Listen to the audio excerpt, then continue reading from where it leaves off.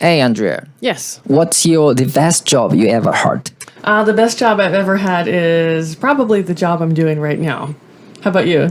Actually, me too. Really? Yes. You're not just saying that? No. Okay. I like this job. Me too. It's not perfect, but just so you guys know, we work together. We run an English cafe together, and we'll tell you a bit more about that. Today, we are going to talk about cultural differences in work behavior and work style. Let's jump right in. Hey guys, CrossTalk FM is an English and Japanese bilingual freestyle podcast. I'm Andrea. I'm Tomoya. Hi guys. Hello. Okay. So today we're talking about work culture and differences in work culture and attitudes, as Tomoya mentioned.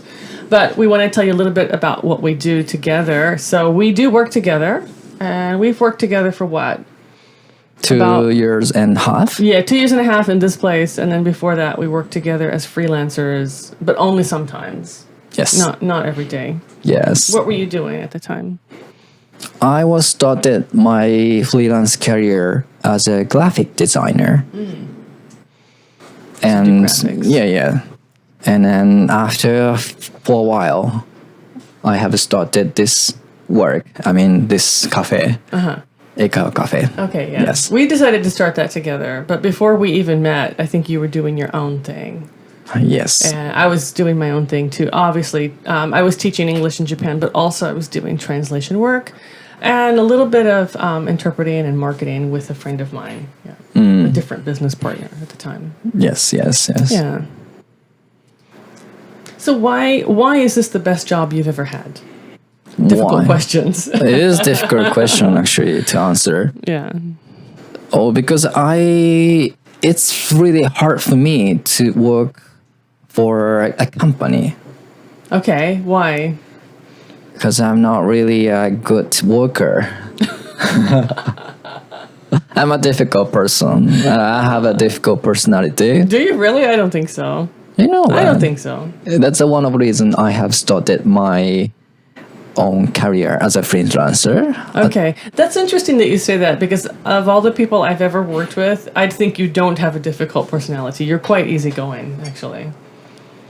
Maybe you just don't mesh well with company life, but your Yes. personality is fine. There's no problem with you.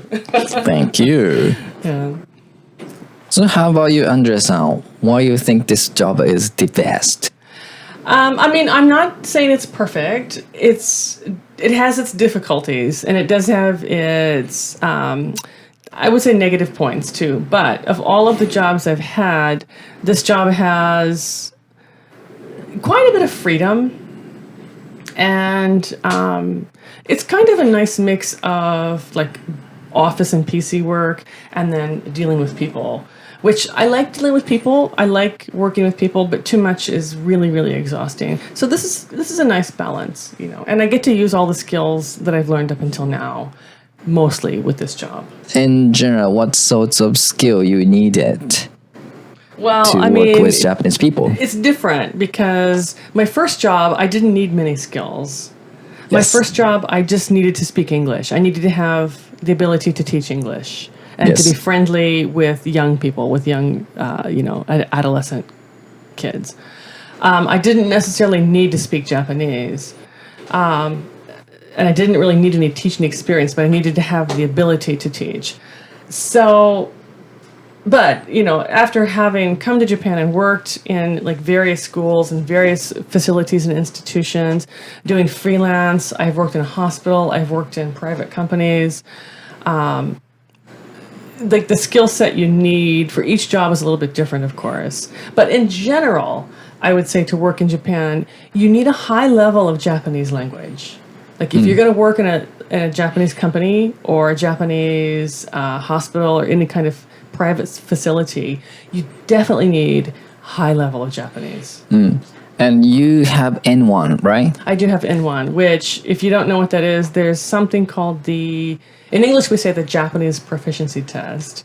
In Japanese, it's the Nihon no Ryoku Shiken. 日本能力試験っていう試験があって、外国人のために日本語の能力がどれだけあるかっていうテストですね。 That's right. So it used to be only 4 levels. So 4 was the lowest level, and then 3, 2, and then 1 was the highest level.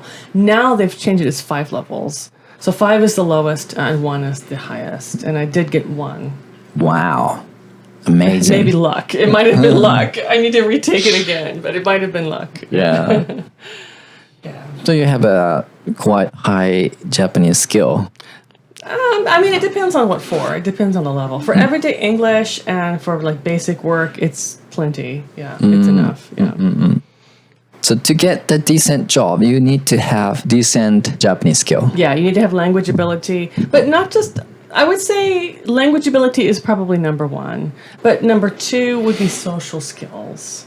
Social skill. Yes, because the social manners are very different in Japan versus, for example, I'm from America, America. It's very, very different. But you need to be able to understand Japanese social regulations and work within the system and work within like the social norms here. Right? That's very important too. Yeah. Andreas-san, how different the way of thinking for work between Japan and America? Okay. Well, before I came to Japan to work, I worked in actually several offices in America and, other places too. Like I also did restaurant work in America as well. But like, for example, with desk jobs, each person has their own desk and you're kind of separated from the other people around you, either by distance or they have like a partition between the desks. So there's a bit of privacy and you can often, like most people will have like food and snacks in their desk and you can just eat whenever you want. No one cares when you eat a snack. And like most people will have like photos of their family on their desk or like they'll have cute objects on their desk or, just to make their area look nice. But I found that in Japan, like that is totally not the case. Desk jobs here, like you are not supposed to eat at your desk unless it's a specific break time. I mean, that might not be the case with all Japanese companies, but I've found that to be the case where I worked. So I've had desk jobs here and we don't eat. There's no rule, like no one does it. So if someone gives you a souvenir, like a cookie or, a cracker or something, if they pass it out, then you can eat it if they give it to you at that moment. But if no one is eating, like no one will eat at like some random time. And also like the desks here are really, really close together or like sometimes you have to share a work table or share a work desk. So it's really, really hard to like sometimes separate like your desk from the person next to you. And I've worked in many places where like I'll go into work in the morning and the person next to me will have all of their stuff on my desk. So then it's like, well, you have your desk and you have my desk. Where am I supposed to work? I can't put my things down because your stuff is here. And this has happened in many, not many, but several places that I've worked at. So there's not the feeling here of personal space. It's like, oh, this is just the workspace. We don't have like personal space here. And no one decorates anything on their desk. Like you don't have anything personal. There's no photos of your pets or family. There's no like cute things. Like no one decorates anything here. It's quite plain. Yeah, very plain, very like just very standard looking. Yeah, so those are just a few like really basic differences that I noticed. So 例えば僕のイメージではアメリカっていうのは実力主義。Mostly. I mean, to a degree, yes. Yes. それで例えば優秀な人はもうどんどん成長するし、Yes. 日本だと優秀でもそこまではその給料は伸びなかったり、ね、そういうのはカルチャーとしてあると思うんですけども、例えば日本だともう今さっきも言ったけど、その仕事のクオリティで決めるというよりはこの人だから頼みたいとか、yeah. 例えばこの人が好きだから一緒に仕事がしたいとか、そのクオリティは割ともう二の次。Yeah, maybe. でもアメリカだとクオリティが先に来る。Yeah, I think so.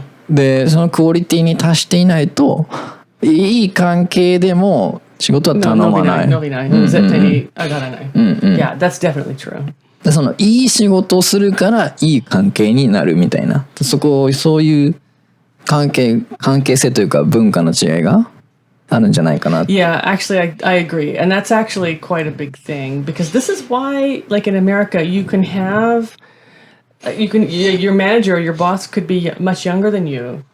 Oh, Right? really? Yeah, it happens often where you have a much younger boss.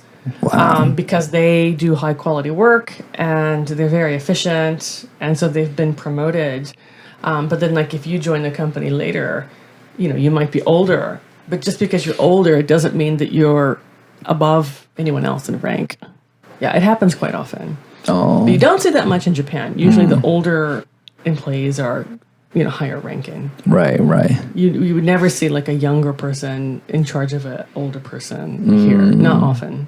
No. Not often. Have you had a younger boss before? In Japan, yes, I have. It was a disaster. But, I mean, the general thinking is that, like, older people cannot take direction or instruction from younger people.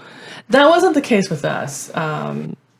It was just I was doing a job that wasn't in my field. It wasn't in the education field. It was something completely different. And I wasn't bad at it, but I wasn't good at it either. So we had a lot of friction because of that. Yeah. そうね。やっぱりそういう日本は関係性、人間関係、Yeah. リレーションシップがね、Yes. 大事になってくるけど Yes. っていうところありますね。Yeah, most of my bosses here, I'm just thinking, have been older than I am. But even if they are younger, I mean, obviously they have more experience and they have more know-how because they're Japanese and they've been in the system for longer than I have. So I just accept that they are my boss. It's not a problem for me. But I think it'd be a problem for like an older Japanese person. Maybe. Yeah. How about you? Have you ever had any younger bosses? Bosses younger than you?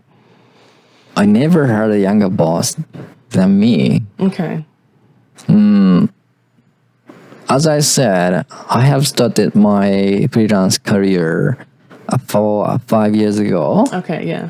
Since then, no, I never had a younger client, and then I never worked with a younger boss. Okay.